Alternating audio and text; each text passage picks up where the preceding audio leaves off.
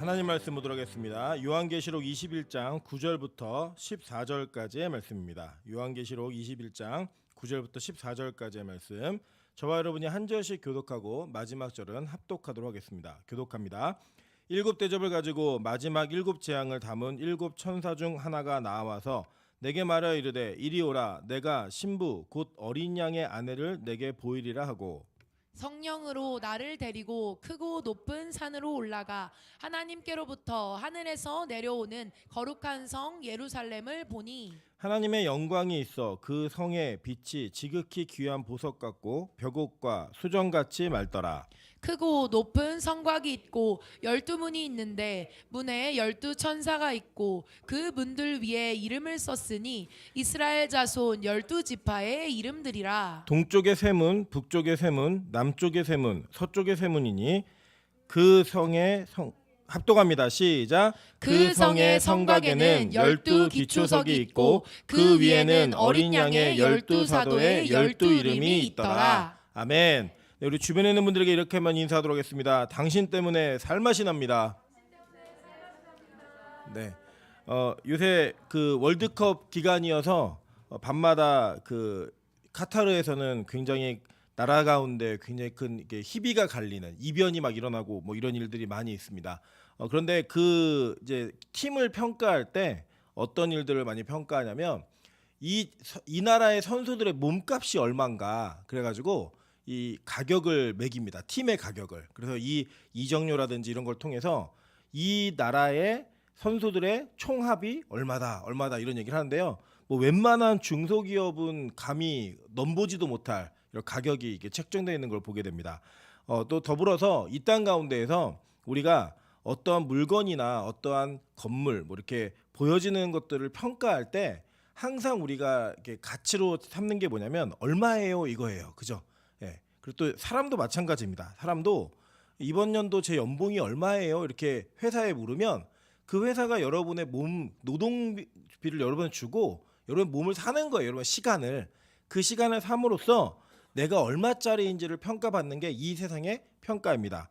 오늘은 이 요한계시록 말씀을 통하여서 저와 여러분이 이 땅에서가 아니라 하나님의 나라에서 얼마나 귀한 존재인지를 또 얼마나 값어치가 있는 존재인지를 다시 한번 확인하는 것을 통하여 우리가 이 땅에서의 기쁨을 하늘의 기쁨을 끌어다가 이 땅에서의 기쁨을 먼저 쓸 수 있는 그런 우리 귀한 빛과 소금교회 성도 되시기를 주님으로 축원합니다. 먼저 이 요한계시록은 요한이 본 천국입니다. 특별히 여러분이 기억하셔야 될 것은 이 요한은 유대적 배경을 가지고 이 천국을 보았다라고 하는 것입니다. 물론 이 땅에 하나님께서 천국과 지옥을 경험하게 하고 보여주시는 분들이 계세요. 그리고 뭐 그것을 저는 다 부인하거나 그것이 다 아니라고 얘기하고 싶지는 않습니다. 그럼에도 불구하고 제가 그러한 것들을 자세하게 소개하지 않는 이유 중에 하나가 뭐냐면 이런 내용입니다. 이 천국을 갔다 온 사람들이 본 내용들이 다 달라요. 비슷하지만 다 달라요. 그래서 만약에 같은 천국을 갔다 왔다면 동일한 곳을 봐야 하는데 그 동일한 내용을 본 것이 아니라는 것은 너무나 명확한 사실이 우리 주변에서 드러나고 있는 것들을 보게 됩니다. 다만 우리가 한 가지 동의할 수 있는 건 뭐냐면 그곳에 갔을 때의 기쁨 그리고 찬양, 영광 뭐 이런 내용들은 어느 정도 일맥상통한 동일성을 지니고 있지만 디테일하게 보았던 내용들을 묘사할 때는요 다 달랐다라는 이야기예요. 그러면 도대체 그들이 보고 온 천국은 무엇인가? 하나님께서는 그들 자신이 하나님의 나라를 이해할 수 있을 만큼의 수준에서 그 사람의 상황과 현실에 맞게 그것을 보여주셨다고 하는 것입니다. 왜냐? 그 사람 개인의 믿음을 위해서. 때로는 그 사람을 주변에 있는 사람들이 천국 갔다 온 사람들이 완전히 변화되는 걸 보잖아요. 천국과 지옥을 경험한 사람들이. 그렇게 경험한 사람들이 변화되는 것을 통하여서 이 땅의 주변에 있었던 그 관계성이 있는 사람들이 하나님의 나라가 진짜 있다라는 사실을 확인하는 그리고 또 그것을 통하여서 확신하는 증거를 얻게 하기 위하여 하나님이 단편적으로 보여줄 수는 있지만 그 자체가 100%의 천국이 아니라고 하는 것입니다.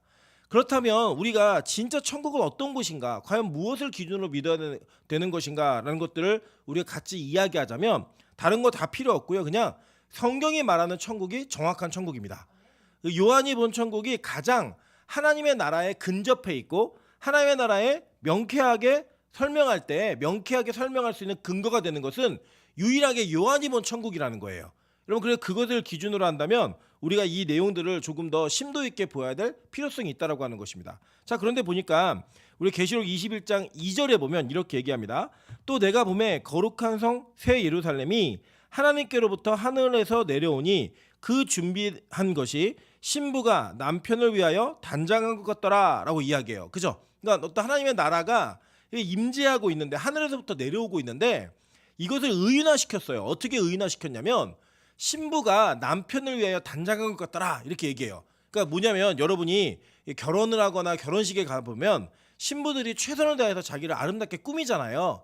그러니까 그 꾸미는 것처럼 무언가 단장되어 있는 내용이라는 거예요. 오늘 여러분이 읽으신 본문을 보면 이렇게 얘기합니다. 9절에 보니까 일곱 대접을 가지고 마지막 일곱 재앙을 담은 일곱 천사 중 하나가 나와서 내게 말하여 이르되 이리 오라 내가 신부 곧 어린 양의 아내를 내게 보이리라 하고 라고 얘기했어요. 그죠? 그러니까 이 하나님의 천사가 하나님의 백성이었던 요한을 끌고 가서 내가 뭔가를 보여줄 테니까 이거 좀 봐봐 라고 얘기하는데 그 보여주는 대상이 누구냐면 신부래요. 신부 곧 어린 양의 아내라고 얘기하면서 그 남편이 누구인지를 정확히 얘기해 줬습니다. 그 남편이 누구예요? 예수 그리스도라는 거예요. 그러니까 그 예수 그리스도의 아내. 그럼 이게 누구죠? 우리 다 아시죠? 누구예요? 교회라는 거예요. 교회. 그러니까 지금 여기서 말하고 있는 9절부터 우리 27절까지인데 이 새 예루살렘에 대한 설명은 어떤 하나님의 나라 천국이라고 하는 장소적 개념에서 물론 장소가 있습니다. 있는데 그 장소적 개념에서 그 장소를 설명하는 것이 아니라 하나의 상징적인 내용을 설명하는 건데 그게 누구냐면 저와 여러분 즉 그 하나님의 나라에 들어가는 어린 양의 신부들을 설명하는 모습이라는 거예요. 그러니까 이것은 어떤 건물이나 그곳에 있는 상황이나 이런 것들을 설명하는 게 아니라 우리가 그곳에 들어가게 될 하나님의 백성들 하나님 나라의 주인공들인 어린 양의 신부들 그 신부들이 어떤 모습인가를 설명하고 있는 내용이라는 것입니다. 여러분 그래서 잘 기억해 보시면 이 땅에 거짓 선지자들과 적그리스도가 교회를 흉내낸다고 얘기했죠. 적그리스도가 예수를 흉내낸다고 얘기했잖아요. 똑같습니다. 이 땅에 통치받고 있고 이 땅의 권세를 잡은 음녀도 이 어린 양의 신부를 똑같이 흉내내요. 그래서 여러분 뭐 이단이 그 제일 어려운 게 뭐냐면 타 종교들 있잖아요. 타 종교들 뭐 천주교라든지 뭐 불교라든지 뭐 조로아스타교 뭐 이런 타 종교들은요 우리랑 별 연관이 없기 때문에 그런 어려움들이 별로 없습니다. 관계성에서 전혀 다른 길을 가고 있으니까. 근데 뭐가 어렵냐면요 이단이 제일 어려워요.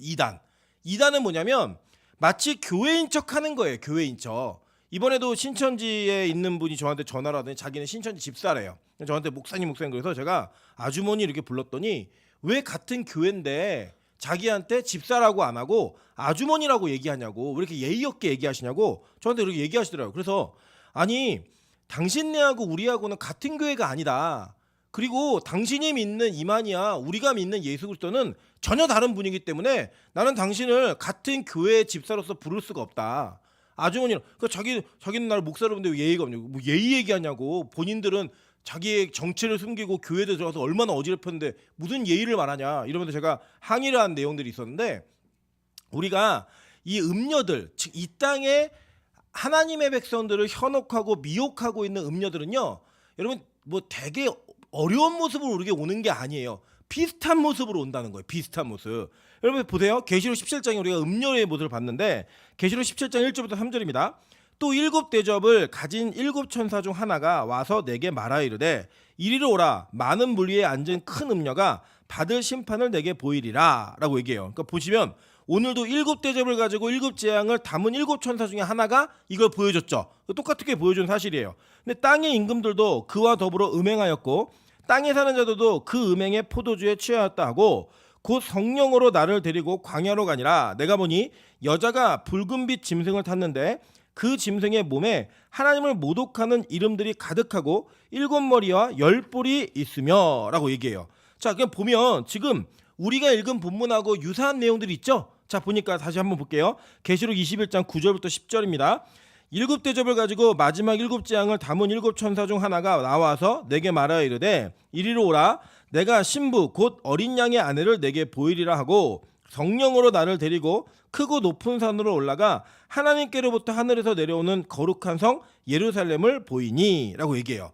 자, 그리고 여기 보면은 이 성에 뭐가 있었냐면 나중에 12절, 13절, 14절에 보시면 거기에 12지파의 이름이 있고, 그죠? 12사도의 이름이 있었죠. 근데 아까 그 음력에는 무슨 이름이 가득했어요? 하나님을 모독하는 이름이 그 몸에 가득했다라고 얘기하고 있어요. 자, 그러니까 이게 대비되는 거예요. 여러분, 이게 뭐냐면 이렇게 생각하시면 됩니다. 제가 말씀드렸죠. 우리 이 지금 요한계시록, 빛과 소금 교회에서는 요한계시록은 무천년설을 기준으로 설명한다고 말씀드렸잖아요. 그러니까 이게 상징인 거예요. 무슨 상징이냐면 하나님의 교회를 이 땅이 흉내낸다는 거예요. 그 흉내내는데 그 흉내내는 것을 통하여서 하늘나라의 기쁨을 마치 그 세상의 조직과 이념과 세상의 물질적인 모든 것들이 하늘나라의 기쁨을 주는 것처럼 그렇게 보여진다라는 거예요. 그래가지고 그것들로 사람들이 현혹한다는 겁니다. 여러분 기억하시죠? 창세기에 보시면 창세기에 하나님의 백성의 족보였던 아벨의 족보와 셋의 족보와 가인의 족보가 나오잖아요. 근데 이 가인의 족보를 보시면 그 안에 누가 있었어요? 흉소 잡는 음악의 조상도 있었고 목축업의 조상도 있었고 구리장색의 조상도 있었고 마치 이 땅에 유토피아를 이룰 만한 인간의 힘과 능력으로 무언가를 완성할 만한 그런 것들이 보여지는 것처럼 그 가문에서 위대한 자질을 가지고 있는 사람들이 막 등장한단 말이에요. 그래서 마치 그 세상의 물질 문명과 세상의 문명을 통하여 우리가 기대하고 있는 행복과 안녕을 제공할 수 있는, 성경이 말하는 안식을 제공할 수 있는 것처럼 보여지게 만든다라는 거예요. 그런데 거기에는 뭐가 가득하냐? 까보면 하나님을 모독하는 이름이 가득하고 라고 얘기하는 거예요. 그러니까 그 안에 뭐가 가득하냐면 이 땅의 물질 문명과 이 땅에 주고 있는 모든 혜택들이 마치 하나님의 나라에서 우리가 영원한 안식을 누리는 것처럼 그것을 누리게 하는 것처럼 우리를 유혹한다는 거예요. 뭐 예를 들면 여러분 그런 거 있잖아요. 유전자 조작이나 그죠? 뭐 인간 복제 이런 걸 통해 가지고 영원한 생명을 꿈꿀 수 있고 영원하게 인간이 존재할 수 있다. 뭐 내지는 물질 문명을 통하여서 이 땅에 하나님께서 주시는 그 영혼의 만족이 아닌 이 육신과 이 땅의 만족을 통하여서 나의 영혼이 평안해질 수 있다라고 하는 그런 말도 안 되는 헛된 꿈들을 우리에게 심어주고 그것이 현실인 것처럼 우리에게 느끼게 만든다라는 거예요. 여러분 잘 보십시오. 어떤 나라의 도시에 문명이 발달하고 그 문명을 통하여서 우리가 좀 더 편안해지기 시작하면 우리는 그 편안함 속에서 하나님의 영적인 하나님의 것들을 사모하고 나아가는 것이 아니라 그것들을 더욱더 의지하고 그것에 더욱더 몰입하게 되어 있는 것이 인간의 죄성입니다. 그래서 여러분 어려운 일을 인간이 해결할 수 없는 어려운 일을 만나면 사람들은 교회로 와요. 네. 여러분 이번에 코로나라는 이 어려운 시기를 겪으면서 유럽 사회, 서구 사회와 미국 사회가 상당히 많이 복음으로 돌아온 메시지들이 있었습니다. 제가 말씀드렸죠. 지난번에 미국 교회가요. 되게 많은 교회들이 종말에 관한 설교가 늘어났고요. 예수 그리스도의 십자가와 다시 재림에 대한 설교가 많이 늘어났어요. 그 어려움 속에서. 여러분 근데요. 경제가 잘 들어가고 평안하고 무언가 내 인생에 많은 것이 흘러넘치는 것처럼 보여질 때 풍족함이 있을 때는요. 여러분 절대 기도하지 않아요. 우리도 마찬가지 아닙니까? 우리 인생에 어려운 일을 당하면 기도의 자리로 나오는 것이 그렇게 어렵지가 않아요. 근데 언제는 기도의 자리로 나가는 게 어렵냐면 내가 제일 편안할 때, 내가 제일 안녕을 누린다라고 생각할 때, 뭐 소위 말하는 뭐 등 따스고 배부르고 뭐 통장에 잔고가 가득 찰 때, 이때는요 기도하고 주님 앞에 나오는 게 되게 어려워요. 그게 왜 이렇게 어려운지 모르겠어요. 여러분 이 땅의 모든 것들은 우리로 하여금 마치 우리가 이 땅을 살면서 천국에 사는 것처럼 느껴지게 만드는 착각을 자꾸 불어넣어줘요. 그 뒤에는 분명히 허무함과 아무것도 아니다라고 하는 그것에 대한 깨달음이 딱 생기고 나면 아 이거 아무것도 아니네? 이걸 느끼게 되는데 그 안에 있을 때에는 그것만큼 행복한 게 없는 거예요. 그래서 죄의 유혹이 그 뭡니까? 제가 항상 말씀드리지만 누가 죄 짓는 게 힘들다 그래요. 여러분 죄 짓는 것 자체는 힘들지 않아요. 죄 지을 때는요 행복해요. 우리 인간은 죄인이고 죄 짓는 게 사명이기 때문에 죄를 지을 때는요 그게 행복합니다. 그것 자체가 나에게 안식을 주는 것 같고 기쁨을 주는 것 같아요. 그것 자체가 희락인 것 같은데 돌아보고 나면 그 죄 이후에는 그 쾌락 뒤에 있는 허무함과 패배감과 낙심과 절망이 막 들어온다는 거예요. 여러분 이제 저는 한 번도 경험해보지 못해서 이게 리얼한 간증은 못 드리지만 이게 술 드시는 분들 계시잖아요. 그 먹을 때 얼마나 좋아요. 마실 때는 너무나 그 분위기가 좋은데 아침에 일어나면 다 뭐예요? 머리 아프고 오바이트하고 막 힘들잖아요. 그죠?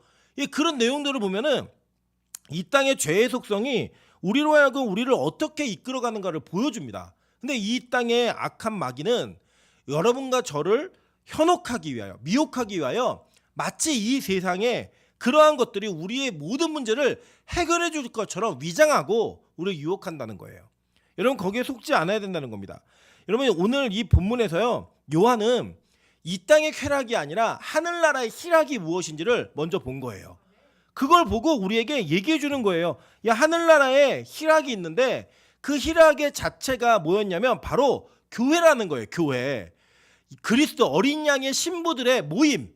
그 희락이 무엇보다 빛나고 무엇보다 가치 있게 나타나더라는 거예요. 그리고 여러분 그걸 설명해 주는 거예요. 그러니까 11절 한번 보세요. 하나님의 영광이 있어 그 성의 빛이 지극히 귀한 보석 같고 벽옥과 수정같이 맑더라라고 얘기하는 거예요.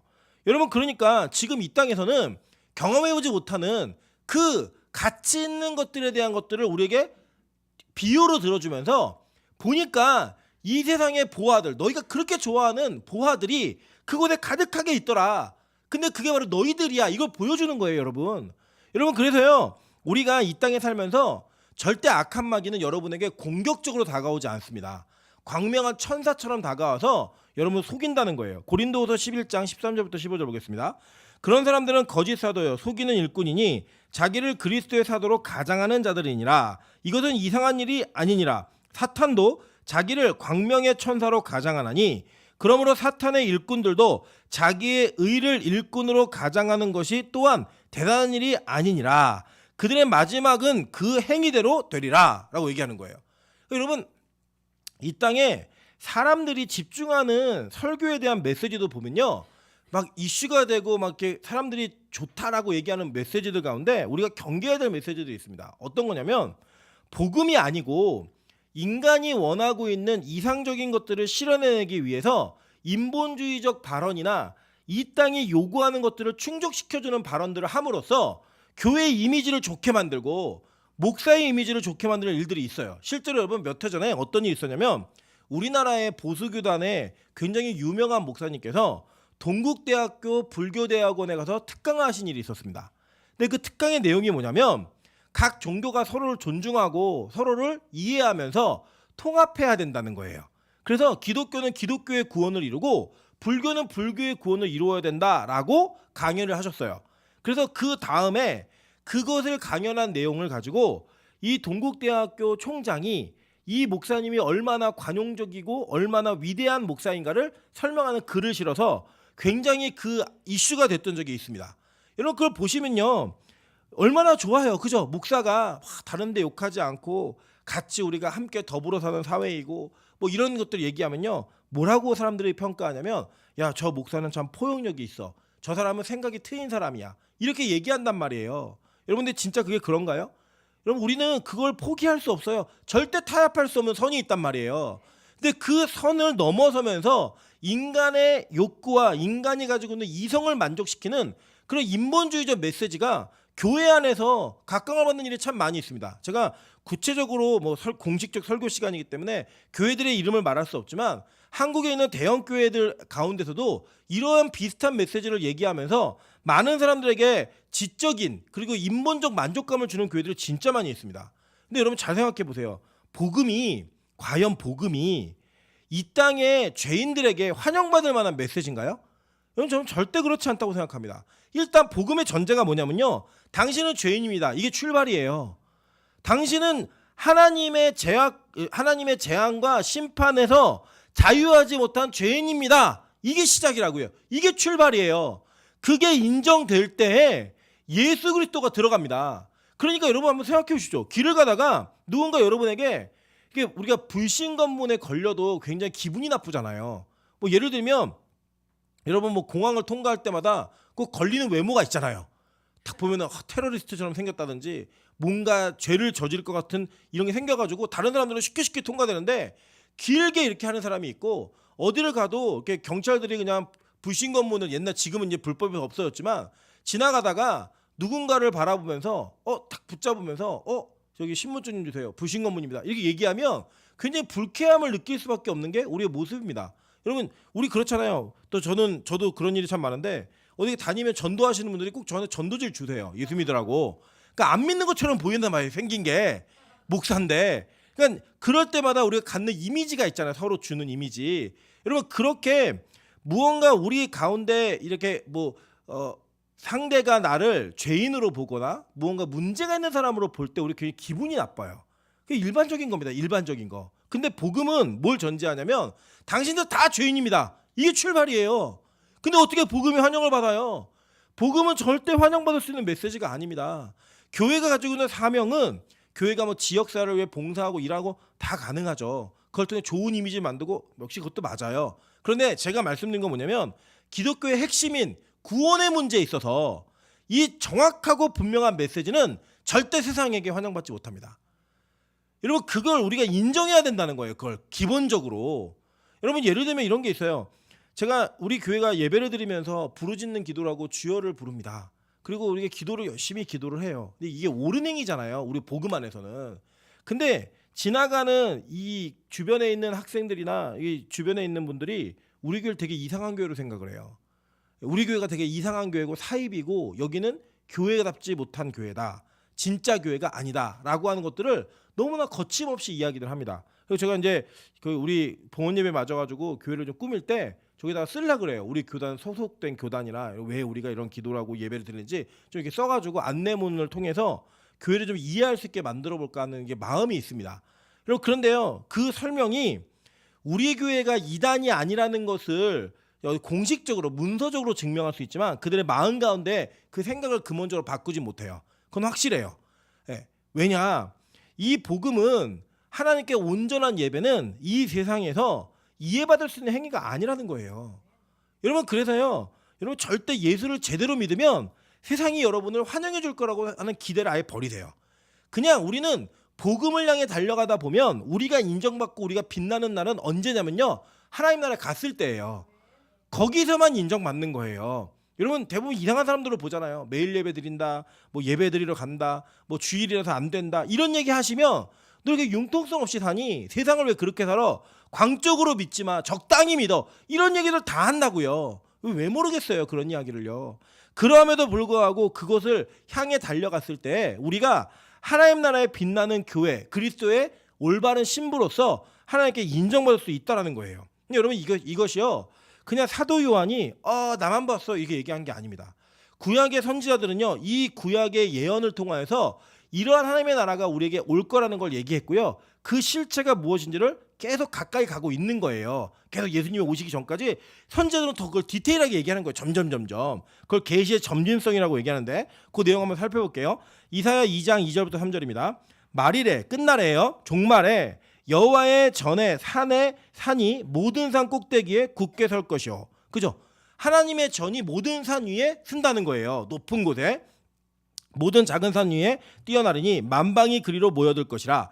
많은 백성이 가며 이르기를 오라 우리가 여호와의 산에 오르며 야곱의 하나님의 전에 이르자. 그가 그의 길을 우리에게 가르치실 것이라. 우리가 그 길로 행하리라 하리니 이는 율법이 시온에서부터 나올 것이요 여호와의 말씀이 예루살렘으로부터 나올 것임이니라 라고 얘기했어요. 자, 이사야 4장 2절부터 6절입니다. 그날에 여호와의 싹이 아름답고 영화로울 것이요 그 땅의 소사는 이스라엘의 피난한 자를 위하여 영화롭고 아름다울 것이며 시온에 남아있는 자 예루살렘에 머물러 있는 자 곧 예루살렘 안에 생존한 자 중 기록된 모든 사람은 거룩하다 칭함을 얻으리니 이는 주께서 심판하는 영과 소멸하는 영으로 시온의 딸들의 더러움을 씻기시며 예루살렘의 피를 그 중에서 청결하게 하실 때가 됨이라. 여호와께서 거하시는 온 시온산과 모든 지폐 위에 낮이면 구름과 연기 밤이면 화염의 빛을 만드시고 그 모든 영광 위에 덮개를 두시며 또 초막이 있어서 낮에는 더위를 피하는 그늘을 지으며 또 풍우를 피하여 숨는 곳이 되리라 라고 얘기해요. 여러분 계속 지금 요한이 본 내용과 비슷한 내용들을 쭉 보고 있죠. 그죠? 이게 천국의 모습이라는 거예요. 미가서 4장 1절 2절도 마찬가지입니다. 끝날에 이게 종말이에요. 종말에 이르러는 여호와의 전에 산이 산들의 꼭대기에 굳게 서며 작은 산들 위에 뛰어나고 민족들이 그리로 몰려갈 것이라. 곧 많은 이방 사람들이 가며 이르기를 오라 우리가 여호와의 산에 올라가서 야곱의 하나님의 전에 이르자. 그가 그의 돌을 가지고 우리에게 가르치실 것이니라. 우리가 그의 길로 행하리라 하리니 이는 율법이 시온에서부터 나올 것이요 여호와의 말씀이 예루살렘으로부터 나올 것임이니라 라고 얘기했어요. 시편에 다윗도 동일한 고백합니다. 시편 48편 1절부터 3절입니다. 여호와는 위대하시니 우리 하나님의 성 거룩한 산에서 극진히 찬양 받으시리로다. 터가 높고 아름다워 온 세계가 즐거워하며 큰 왕의 성 곧 북방에 있는 시온산이 그러하도다. 하나님이 그 여러 궁중에서 자기를 요새로 알리셨도다 라고 얘기를 해요. 그러니까 여러분 이거 똑같은 겁니다. 각자가 자기 형편에 맞게 보았지만 그 본 내용이 성경의 특별 계시 속에서 본 사람들은 다 비슷한 천국을 본 거예요. 그리고 그 비슷한 천국을 본 내용을 오늘 요한이 마지막에 정리를 하면서 이러한 나라, 이러한 하나님의 나라가 임할 것인데 그 나라가 바로 교회다. 그리스도의 신부인 너희들이다. 이거를 얘기해주고 있는 거예요. 실체가 무엇인지를 정확히 설명해 주는 겁니다. 그러면서 거기에 아까 읽은 내용 중에 당신들이 바로 어떤 사람들이냐면 지극히 귀한 보석 같고 벽옥과 수정같이 맑더라 이렇게 얘기를 했어요. 우리 보석 같은 존재라는 거예요. 보석 같은 존재. 여러분 그게요 성경에 계속 예언되어 있는 걸 우리 봐야 됩니다. 한번 볼게요. 자, 창세기 2장 8절부터 14절입니다. 여호와 하나님이 동방의 에덴에 동산을 창설하시고 그 지으신 사람을 거기 두시니라. 여호와 하나님이 그 땅에서 보기에 아름답고 먹기에 좋은 나무가 나게 하시니 동산 가운데에는 생명나무와 선악을 알게 하는 나무도 있더라. 강이 에덴에서 흘러나와 동산을 적시고 거기서부터 갈라져 내 근원이 되었으니 첫째 이름은 비손이라. 금이 있는 하윌라 온 땅에 둘렀으며 그 땅의 금은 순금이요 그곳에는 베델리엄과 호마노도 있으며 이렇게 얘기했어요. 그죠? 여러분 잘 보시면 에덴 동산 안에 그 동산 중앙으로부터 물이 강이 흘러나가는데 이 강 주변에 뭐가 있대요 지금? 보석들이 있다는 거예요. 금을 비롯한 순금들, 베델리엄, 호마노 이런 보석들이 그 강 주변에 있었다고 얘기를 합니다. 여러분 그걸 보면 아 에덴 동산에는 막 보석이 땅에 굴러다니는 그런 동산이었구나 이렇게만 이해하시면 안 되는 거예요. 제가 말씀드렸잖아요. 에덴 동산의 첫 창조가 나중에 타락으로 인해 우리가 신락원을 하지만 나중에 하나님의 나라가 우리에게 임할 때 재창조를 통하여 타락한 자들이 새롭게 되는 일들이 일어난다 그랬죠. 그런데 이 요한계시록의 하나님의 의도 완성은 창세기의 출발을 힌트하고 있다 얘기했잖아요. 그죠? 그러니까 이 하나님의 나라가 어떻게 완성될 건지를 이 창세기가 힌트로 보여주고 있는 거예요. 근데 그 힌트 속에 뭐가 있냐면 그 에덴 동산 안에 이 강물이 흐르고 있고 거기에 주변에 보석이 막 많다는 거예요. 그죠? 자, 그런데 이 보석은 이 구약에서 또 뭘 상징하나 한번 계속 찾아가 추적해 볼게요. 출애굽기 28장 10절부터 12절, 15절부터 21절입니다. 그들의 나이대로 6 이름을 한 보석에 나머지 6 이름을 다른 보석에 새기라. 보석을 새기는 자가 도장에 새긴 같이 너는 이스라엘의 아들들의 이름을 그 두 보석에 새겨 금태에 물리고 그 두 보석을 에봇의 두 어깨바지에 붙여 이스라엘 아들들의 기념 보석을 삼되 아론이 여호와 앞에서 그들의 이름을 그 두 어깨에 메워서 기념이 되게 할지며 15절부터 21절이에요. 너는 판결용패를 에봇 짜는 방법으로 금실과 청색, 자색, 홍색실과 가늘게 꼰 배실로 정교하게 짜서 만들되 길이와 너비가 한 뼘씩 두 겹으로 네모 반듯하게 하고 그것에 네 줄로 보석을 물리되 첫 줄은 홍보석, 황옥, 녹주옥이며 둘째 줄은 석류석, 남보석, 홍만호요 셋째 줄은 호박, 백만호, 자수정이요 넷째 줄은 녹보석, 호만호, 벽옥으로 다 금태에 물릴지니 이 보석들은 이스라엘의 아들들의 이름대로 12이라 보석마다 12지파의 한 이름씩 도장을 새기는 법으로 새기고 라고 얘기했어요. 자, 이게 뭐냐면 대제사장의 가슴에 판결용패가 있는데 이 판결용패 안에는 우림과 둠밈이라고 하는 제비뽑기 도구가 있고 그 밖으로는 12보석을 이 흉판에다 다는 거예요. 다는데 그 각 보석에다가 지파의 이름을 새기라는 거예요. 그 이름을 새기면 그 보석이 그 지파를 상징하는 보석이 된다는 거예요. 근데 여기 여러분 보니까 남보석 그러면은 굉장히 이게 무슨 보석이지? 뭐 이런 어려움이 있죠 마음에. 이게 감이 안 오는. 영어로는 이게 에메랄드입니다. 에메랄드. 예, 나중에 영어로 이제 보시면 나중에 제가 다음 주 이제 보석 얘기할 때 얘기할 거예요. 이제 이 흉패 얘기하고 할 때 할 건데 각 보석이 각 지파를 상징하는 하나님의 구원받은 백성들을 상징하는 거였어요. 자, 오늘 여기 보시면 너희들이 지극히 빛난 귀학 보석 같고 벽옥과 같이 수건같이 맑은데 이 성에 12문에 누구의 이름이 있대요? 12지파의 이름이 있고, 그죠? 그리고 그 안에 12기초석이 있는데 여기엔 뭐가 있대요? 12사도의 이름이 있더라 라고 얘기해요. 12지파는 구약의 성도를 상징하는 이름인 거고 12사도는 신약의 성도를 상징하는 이름인 거예요. 그러니까 그 하나님의 나라가 어떤 특정한 어떤 특정한 곳을 이야기하기도 하지만 동시에 뭘 얘기하는 거냐면 상징으로서 교회 안에 성도들의 모습들을 그냥 그대로 이렇게 올라가는 거예요. 교회가 하나님의 나라로 그대로 올라가서 빛나는 보석처럼 영광스럽게 나타나는데 그 구약과 신약의 모든 성도가 하나가 되어진 교회로 연결되어진 모습을 요한이 계시와 환상으로 지금 보고 있는 거예요. 보고 이 내용을. 그럼 여러분 잘 보세요. 계속 보시면 계시록 21장 18절부터 22절입니다. 그 성곽은 벽옥으로 쌓였고 그 성은 정금인데 맑은 유리 같더라. 그 성곽의 기초석은 각색 보석으로 꾸몄는데 그 첫째 기초석은 벽옥이요, 둘째는 남보석이요, 셋째는 옥수요, 넷째는 녹보석이요, 다섯째는 홍만호요, 여섯째는 홍보석이요, 일곱째는 황옥이요, 여덟째는 노곡이요, 아홉째는 담황옥이요, 열째는 비취옥이요, 열한째는 청옥이요, 열두째는 자수정이라. 그 12문은 12진주니 각 문마다 한 개의 진주로 되어 있고 성의 길은 맑은 유리 같은 정금이더라. 성 안에서 내가 성전을 보지 못하였으니 이는 주 하나님 곧 전능하신 이와 및 어린 양이 그 성전이심이라 라고 얘기하는 거예요. 이해되시죠 이제? 그러니까 이게 지금 요한이 본 게 진짜 천국에 있는 그 형태적인 모습을 본 거이기도 하지만 이 형태가 뭘 상징하고 있는 거예요? 교회를 상징하고 있는 거고 이 교회의 주인이시고 머리 대신 예수 그리스도가 성전인 거예요. 그래 이 성에 들어갔더니 뭐가 없대요? 성전이 없는 거예요. 그 누가 성전이니까? 예수가 성전이니까. 그럼 우리는 과연 뭐냐? 그 성전의 정체인 그 예수 그리스도가 이 땅에서도 본인이 성전이라는 걸 얘기하셨거든요.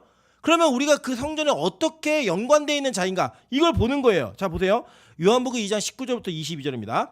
예수께서 대답하여 이르시되 너희가 이 성전을 헐라 내가 사흘 동안에 일으키리라. 유대인들이 이르되 이 성전은 46년 동안에 지었거늘 내가 3일 동안에 일으키겠느냐 하더라. 그러나 예수는 성전된 자기 육체를 가리켜 말씀하신 것이라. 죽은 자 가운데서 살아나신 후에야 제자들이 이 말씀하신 것을 기억하고 성경과 예수께서 하신 말씀을 믿었더라 라고 얘기해요. 그죠? 자 보세요. 지금 예수님께서 이 땅에 오시기 전에 구약의 모든 내용들은 예수 그리스도의 그림자이고 상징이라고 예수님이 직접 말씀하셨어요. 그러니까 구약에서 이 예수 그리스도를 상징하는 아주 모형하고 있는 것 중에 아주 명쾌한 게 뭐냐면 바로 성막과 성전이에요. 이 성막은 처음에는 이 모세가 지었죠. 그죠? 이게 BC 1445년 정도경에 지었다고 보시면 돼요. 그냥 그 지었던 그 성막이 어떻게 기능했냐면 약 850년 동안 그 기능을 하다가 그게 성전으로 대치가 됐어요. 이 성전으로 대치가 된 성전이 BC 1000년도 그 경에 지어지거든요. 그 성전이 무너져요. 무너지고 솔로몬의 성전이 무너지고 언제 다시 재건이 되냐면 스룹바벨이 포로 귀환을 할 때 그 성전이 재건이 되어집니다. 재건이 되어지는데 이 스룹바벨 성전이 완전히 무너지진 않는데 관리가 잘 안 돼요. 안 되다가 이 성전을 누가 다시 짓냐면 아이러니하게도 헤롯이 이걸 다시 지어요. 예, 저 증축을 하는 거예요. 그때 예수님이 활동하신 건데 예수님이 요한복음 2장에 보면 이 성전을 완전하게 폐하라고 얘기합니다. 무너뜨려라. 이거 무너뜨려라. 내가 다시 세우겠다. 지금 이 얘기하시는 거예요. 그래서 이거는 성전 정화 사건이 아니라 성전 폐쇄 사건이에요. 기능이 끝난 거예요. 성막의 기능이 끝나고 성전으로 대체되었듯이 이 성전의 기능이 이제 끝나고 예수님이 진짜 이 성전이 의미하고 힌트하였던 내가 실체로 왔으니까 이 성전은 이미 끝난 거야. 이 얘기하는 거예요. 이해되세요? 그런데 이 성전이 예수 그리스도이신 것을 제자들이 언제 알았냐면 예수님이 부활하신 이후에 안 거예요. 그때 몰랐어요. 무슨 말 하시는지. 근데 부활하시면서 예수 그리스도가 바로 그 성전 자체이구나. 그 성전이신 예수 그리스도가 이 구약에 있었던 모든 성막, 성전 다 통틀어서 실제로 이 땅에 오신 그 성전 자체이구나. 이거를요, 예수의 부활 이후에 깨닫는 거예요. 여러분 근데 잘 보세요. 예수의 부활을 통해, 예수의 죽으심과 부활을 통해 이 땅에 예수께서 남기신 게 뭔지 아세요? 세우신 게 교회예요. 교회예요. 그래, 이 교회는 유형의 교회, 건물의 교회가 아니라 무형의 교회. 예수 그리스도를 믿음으로 말미암아 머리 대신 예수 그리스도의 지체가 된 자들의 모임. 그 교회가 바로 이제 구약의 모든 성전을 이야기했던 것의 실체라는 거예요. 이해되세요? 그 여러분이 교회인 거예요. 우리가 교회고 우리가 성전인 거예요. 그래서 천국은 어떻게 가는 거냐? 천국에 가면 어떤 모습이 있느냐? 다른 게 아니고요. 이 교회가 하나님 나라에 가는 거예요. 그래서 교회가 하나님 나라에 가가지고 이 교회가 교회로서 온전한 기능을 하는 거예요.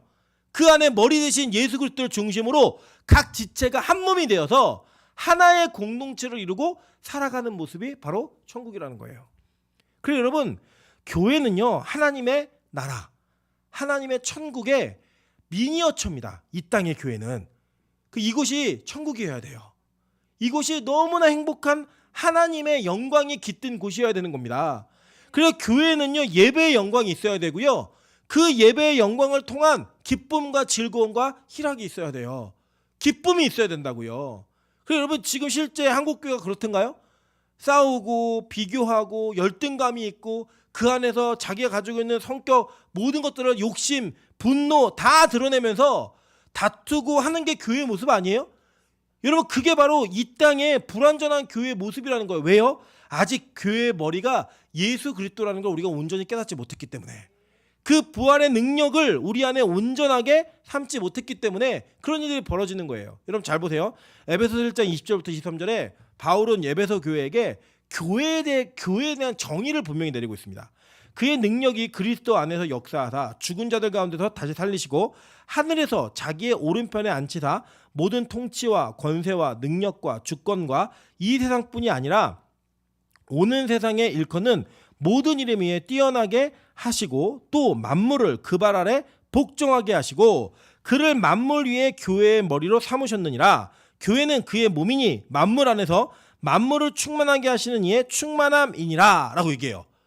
교회는 그의 몸인데 그 교회의 몸인 머리가 어떤 존재냐 봤더니 죽은 자들 가운데 다시 살리셔가지고 이 땅의 모든 것들을 통치하게 하시고 권능과 권세와 능력과 주권과 이 세상뿐 아니라 오는 세상의 모든 이름에 뛰어나게 하신 분이라는 거예요. 그래서 그분만의 통치를 받는 자들이 바로 교회인 거고 그분의 통치를 받는 자들이 천국에 가는 성전인 거예요. 그 교회는 그런 곳입니다. 그래서 교회의 최고의 권위는 누구에게 있느냐? 누구에게 있는 게 아니라 예수 그리스도에게만 있고요. 그 예수 그리스도께서 그 예수 그리스도가 어떤 분인지 설명하고 있는 말씀에 있는 거예요. 그래서 여러분 생각이 다 있잖아요. 저도 제 생각이 있어요. 때때로는 제가 가지고 있는 생각과 관념이 성경과 안 맞을 때가 있어요. 그때 그 성경 앞에 나를 굴복시키고 내 생각을 무너뜨리는 게 진짜 교회의 모습이라는 거예요. 그게 안 되니까 싸우는 거예요. 그게 안 되니까 자꾸 교회 안에서 천국의 기쁨이 있는 게 아니라 세상의 어려움과 슬픔이 있는 거예요. 예를 들어 이런 겁니다. 우리 돈 싫어하시는 분 계세요? 없잖아요. 그죠? 돈이 있으면 다 좋잖아요. 이번 주에 제가 그 찬수하고 좀 일찍 와가지고 제가 찬수가 핸드폰을 보고 싶어요. 핸드폰을 보여주면서 너무 핸드폰에 집중하길래 야 우리 교회까지 뛰어가자. 그래서 은행 사거리에 뭘 좀 사러 갔다가 막 뛰어왔어요. 뛰어와갖고 건영 아파트 단지로 들어왔는데 지갑에 있는 제가 핸드폰에 지갑을 다 끌고 있거든요. 돈이 다 없어진 거예요. 다 떨어진 거예요. 그래서 찬수한테 제가 너 이거 어디 갔어? 모른대요 자기는. 그래서 제가 급한 마음에 뒤돌아가고 온 길을 막 달려갔어요. 그래서 제가 그때 어떤 마음으로 달려갔냐? 잃은 양을 찾는 마음으로 막 달려간 거예요. 달려갔더니 코너를 돌자마자 그 바닥에 제가 가지고 있던 모든 돈이 다 떨어졌어요. 사실 뭐 그렇게 여러분이 생각하시기에 큰 돈 아니면 저는 되게 큰 돈이었어요. 다 되게 떨어져 있는 거예요. 근데요 재밌는 사실이 뭐냐면 거기에 학생 하나하고 아주머니 한 분이 그 돈을 이렇게 보면서 주춤주춤 거기 못 떠나고 계신 거예요. 아주머니 통화를 하고 계신데 제가 그 돈을 막 주으니까 이거 아저씨 건이에요. 예, 제 겁니다. 저희 아이가 흘렸습니다. 이렇게 말씀드렸더니 전화 통화를 뭐라고 하냐면 아유 주인 왔다 그러면 가시는 거예요. 예, 그게 무슨 의미겠어요? 주인이 안 오면 어떻게 하려고 그랬던 거예요? 다 주워서 가져가려고. 제가요 근데 그때 뭘 느꼈냐면 저는 목사인데도 불구하고 그 돈을 잃어버렸다는 그 당황함 때문에 찬수도 어디 있는지 모르게 제가 이제 막 달려간 거예요. 그냥 돈 찾겠다는 일념으로. 그리고 거기 있는 돈을 막 주울 때 너무 그 주님 만난 것 같은 느낌이 있는 거예요. 막 주스면서. 인간이 그렇더라고요. 인간이. 여러분 근데 성경의 메시지는 뭐예요? 돈을 사랑하지 말라는 거예요. 돈 사랑하는 게 일만하게 뿌리가 된다라고 얘기해요. 여러분 우리 본성하고 부딪히잖아요. 근데 부딪히는데 말씀을 선포하고 이야기할 때는 그 돈을 사랑하지 말라고 선포하는 자도 듣는 자도 다 거기 걸려 있는 거예요. 내가 말씀에 그렇게 나와 있으니까 그냥 교회니까 듣지만 내가 어떻게 돈을 사랑하지 않아?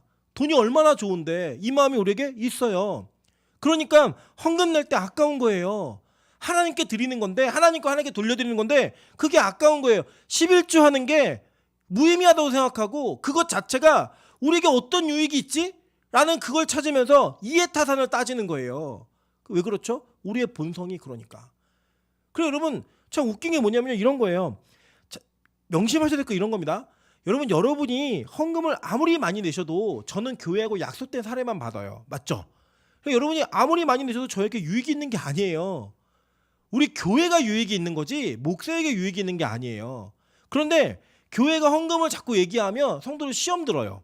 목사를 미워해요. 왜요? 이유가 뭐예요? 제가 더 걷는 게 아닌데 예를 들어 여러분이 낸 헌금을 구약시대처럼 여러분의 11조 다 내 거다. 제가 여러분의 11조 강조하면 저의 유익 때문에 얘기한다고 욕하실 수 있죠. 근데 그게 아니잖아요. 근데 우리가 왜 이게 걸리죠? 우리 마음 가운데 하나님을 사랑하는 마음보다 돈을 사랑하는 마음이 더 큰 거예요. 그러니까 돈을 내라고 하는 게 불편한 거예요. 돈을 내서 우리가 무언가를 교회를 유익을 위한 하나님의 몸된 교회를 위한 무언가를 하자. 다른 영혼들과 다른 교회들 위한 섬김을 갖자라고 얘기하면 불편한 거예요. 왜죠? 돈을 사랑하기 때문에. 근데 그때요. 그 메시지 들으면서 저 메시지가 옳지 않아가 아니라 내가 틀렸구나. 이걸 인정하는 게 교회라고요. 그게 이 땅의 교회의 모습인 거예요. 여러분 그래서요. 앞으로 우리 교회는 여러분이 가지고 있는 의견을 얼마든지 얘기할 수 있는 회의나 이런 것도 열어놓을 거예요. 그러나 여러분 그걸 말씀하실 때 성경에 무엇을 근거로 이 이야기를 하는지에 대한 근거는 분명하셔야 돼요. 어떤 걸 말씀하셔도 괜찮아요. 근데 그게 성경을 통해서 하나님의 말씀을 통해서 이것이 옳기 때문에 이렇게 해야 됩니다 라고 말하는 것은 100% 교회가 받아들여야 합니다. 근데 자기의 인본적 생각과 자기의 기준을 가지고 말씀하시는 건 받아들일 수 없어요. 여러분 전체가 원한다 하더라도 제가 받아들일 수 없어요. 왜냐? 성경이 인정하지 않는 것은 목사가 제일 그래도 성경적으로 근거를 많이 알고 있잖아요. 그게 합일이 돼야 돼요. 그래야지만 움직이는 거예요. 그래야지만 교회는 끌려가는 거예요. 왜요? 그리스도가 이 교회의 머리이시기 때문에. 여러분 잘 보세요. 계속 얘기합니다. 뒤에 보니까 골로새서 1장 18절에 이렇게 얘기합니다. 그는 몸인 교회의 머리시라. 그가 근본이시요 죽은 자들 가운데서 먼저 나신 이시니 이는 친히 만물의 으뜸이 되려 하심이요. 이거예요. 그러니까 예수 그리스도보다 더 빛나고 더 가치 있고 더 중요한 것은 교회 안에 있다 없다? 없는 거예요, 여러분. 그러니까 설교 시간에 이 세상 얘기하고 책 얘기하고 이러면 여러분 되게 좋은 거라고 얘기하죠. 여러분 제가 책을 얼마나 좋아했냐면 대학교를 다닐 때 제가 학부를 다니면서 뭐 과제하고 이런 거 다 했습니다. 다 했으면서도 일주일에 책을 4권 5권씩 읽었어요. 여러분 그래서 제가 여러분이 좋아하는 이 세상의 이야기를 책을 통해서 설교 시간 한다? 그럼 저 진짜 잘할 수 있을 것 같아요. 근데 제가 그게 아무 의미 없고 부질없다는 거를 진짜 예수 그리스도를 만나고 나니까 알겠더라고요. 그래서 제 설교를 보시면 기승전 예수잖아요. 예수 이야기 외에는 아무것도 할 게 없잖아요. 가끔 저도 그래요. 야 오늘 설교 또 예수네? 또 예수네? 뭐 할 게 더 있지? 없어요. 근데요 그것보다 더 귀한 값어치 있는 게 없다고요. 그것보다 더 가치 있고 중요한 사실이 없어요. 이 땅에서 교회가 유일하게 전해야 될 메시지 딱 그거 하나예요. 예수 외에는 아무것도 없는 거예요. 여러분 제가 이 강단에서 설교가 허락되는 그날까지는 그거 전할 거예요. 설교가 허락되는 그날까지는 오직 예수 그리스도 외에는 그 어떤 것도 증거하지 않을 겁니다. 왜냐? 교회의 으뜸이신 예수 그리스도를 끝까지 전하는 게 우리의 사명이니까.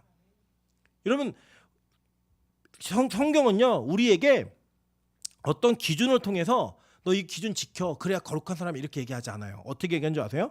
고린도서 3장 16절에 이렇게 얘기합니다. 너희는 너희가 하나님의 성전인 것과 하나님의 성령이 너희 안에 계시는 것을 알지 못하느냐. 우리가 교회라는 거예요. 너네 교회니까 이거예요. 교회니까 거룩해야 돼.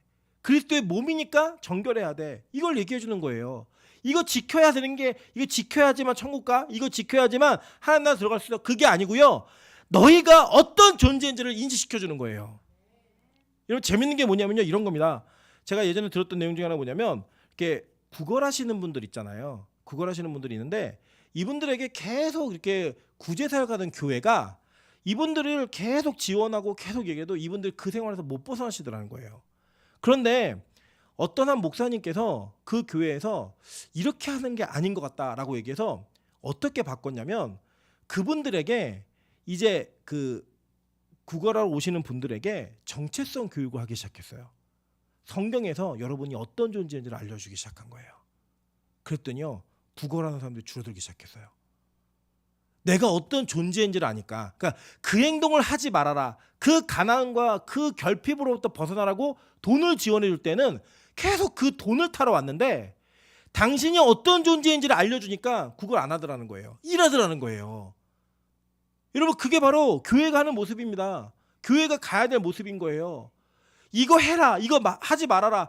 여러분 그게 교회가 성도들에게 말할 게 아니고 성도들이 오는 성도들에게 가르칠 게 아니라는 거예요. 진짜 가르칠 거 뭐냐면 당신이 이 땅에서 하나님의 백성으로서 교회로서 얼마짜리의 가치가 있는 줄 아세요? 어떤 존재인지 아세요? 이거를 알려주는 게 교회가 해야 될 사명인 거예요. 여러분 우리가요 항상 그렇잖아요. 뭐 하지 말아라. 뭐 해라. 뭐 졸면 깨우고. 아니에요 여러분 그냥 두세요.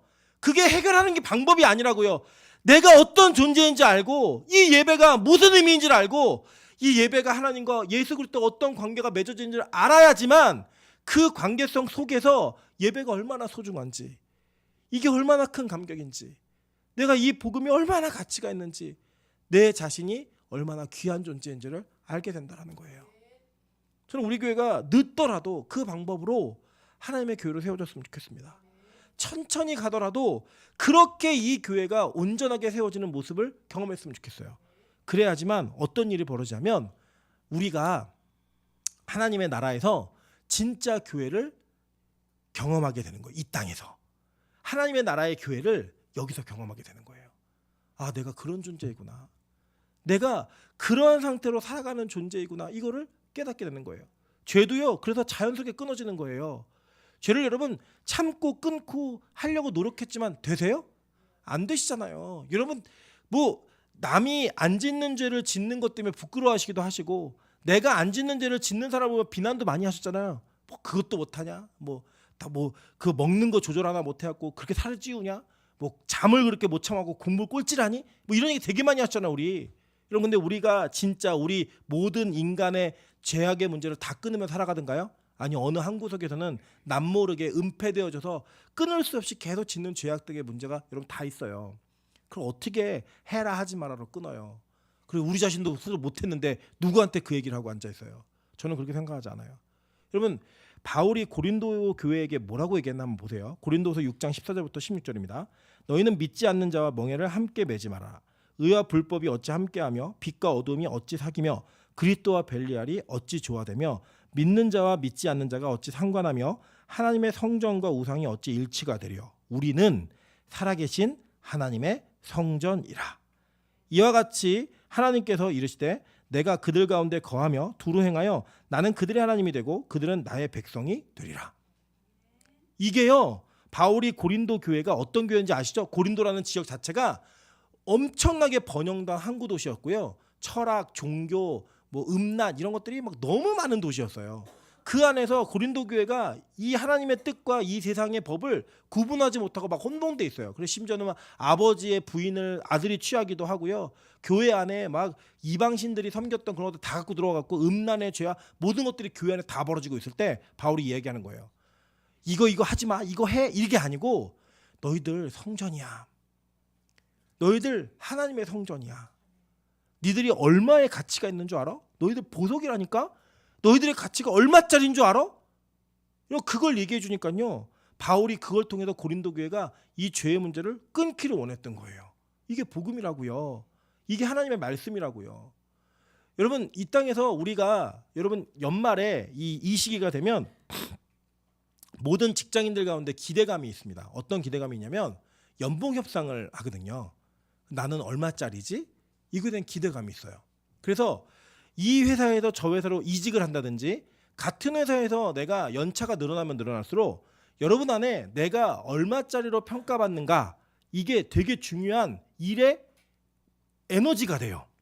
네. 예를 들어 우리 여기 청년들도 앉아 되게 직장 생활하시는 분도 앉아 계신데 연봉이 30% 올랐다.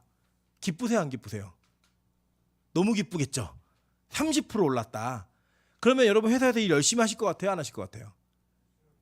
네. 올해보다는 내년에 열심히 하겠다는 의지가 막 올라오시겠죠. 그죠? 네. 그게 우리 인간이에요.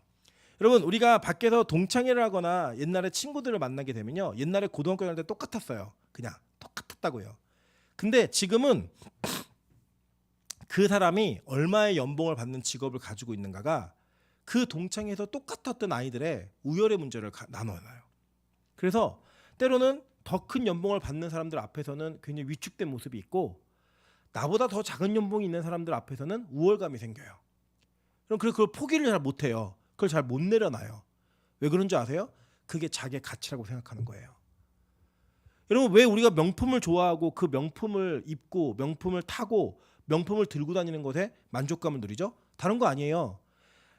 인간이 목욕탕 가면 똑같거든요. 사실 다 벗고 나면 누가 부자인지 누가 가난한지 어떻게 알아요? 아무도 몰라요. 근데 옷을 입는 순간 그게 차이가 나는 거예요. 야 나는 400만 원짜리 옷을 걸칠 수 있는 사람이야. 나는 1억짜리 차를 탈 수 있는 사람이야. 나는 10억, 20억짜리 집에 살 수 있는 사람이야. 이걸 가지고요 우리는 열등감과 우월감을 느껴요. 그게 이 땅의 논리예요. 음녀그들이 사는 세상의 논리라고요. 근데 여러분 예수를 믿는 자들에게는 이 땅에 있지만 다른 기준이 적용되는 거예요. 어떤 기준이야? 내가 성전인가 아닌가? 내가 하나님 나라의 어떤 보석인가? 내가 하나님 나라에 가면 얼마짜리 가치가 있는 하나님의 백성인가? 그게 우리의 평가 기준인 거예요. 그게 우리의 행복의 기준인 거예요. 여러분 그거를 이 땅의 기준에서 벗어나서 그 나라의 기준으로 사는 게 성전이라고요. 그게 교회라고요. 그렇게 바라보는 게 교우들의 모습이라는 거예요. 저 우리 빛과소금교회가 얼마예요? 라는 질문을 하나님께 할 수 있는 은혜가 있기를 소망합니다. 이 땅에서 나 얼마짜리예요? 내 연봉 얼마예요? 내 차 얼마예요? 이 집 얼마예요? 이걸 물으면서 기쁨을 누리는 자들이 아니라 하나님 나라에서 하나님 나 하나님 나라에서 얼마짜리예요? 하나님의 평가에서 나 어떤 존재예요? 내가 어떤 성전이죠? 어떤 교회죠? 이거를 물으면서 행복할 수 있는 그런 교회가 되기를 소망합니다.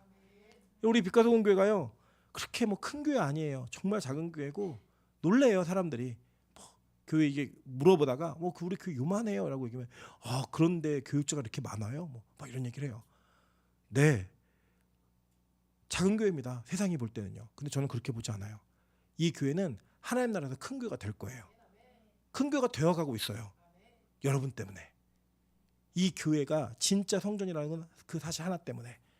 저는 아직 우리 교회가 완성된 성전이라고 믿지 않습니다. 그건 주님 오시는 날까지 이루어지지 않아요. 그런데 지어져가는 성전인 건 확실해요. 여러분 그렇게 잘 지어져 가시다가 마지막 주님 오시는 그날에 하나님 나라에서 진짜 보석으로 빛날 수 있는 저 여러분 되시기를 주님의 이름으로 축원합니다.